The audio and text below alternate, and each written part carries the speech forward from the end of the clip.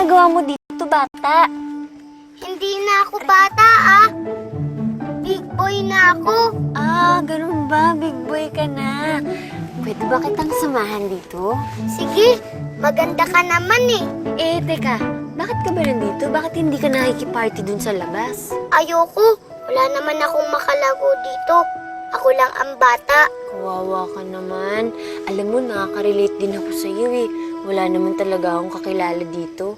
Pwede bang dito na lang din ako kasama mo? Maglaro na lang tayo ng airplane. Gusto mo? Sige ba? Ako nga pala si Ate Celine. Ikaw? Ako naman si Ivan. Ivan! Friends na tayo, Yan. O, dali, laruin na natin. Teka. Bakit wala ka ng ngipin? Nasaan ang ngipin mo? Ivan! Wala ngipin mo!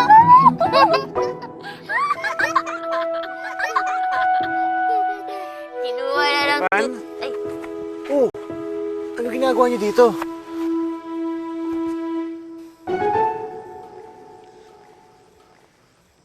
Lumas na nga kayo. Tara. sige. Ah. Ayun, dahan-dahan ka, Teka. Yan. Okay, 1, 2, 3, go! Yan. Oh.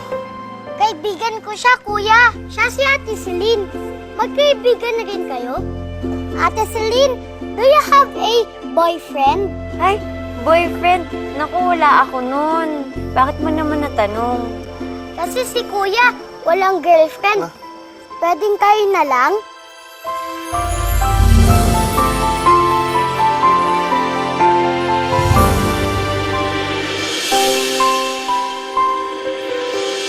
Layuan mo siya. This is not a request. This is a demand. Buti pa yung kapatid mo, mabait. Ba't ikaw, suplado? Oo, ikaw muna walis. Hindi tatalikuran ang laban para sa karapatan. For just a minute, alalahanin mo lang yung pagmamahalan natin dalawa. Bakit ako po si Marco? Makikipaghalikan po siya kay Ethan.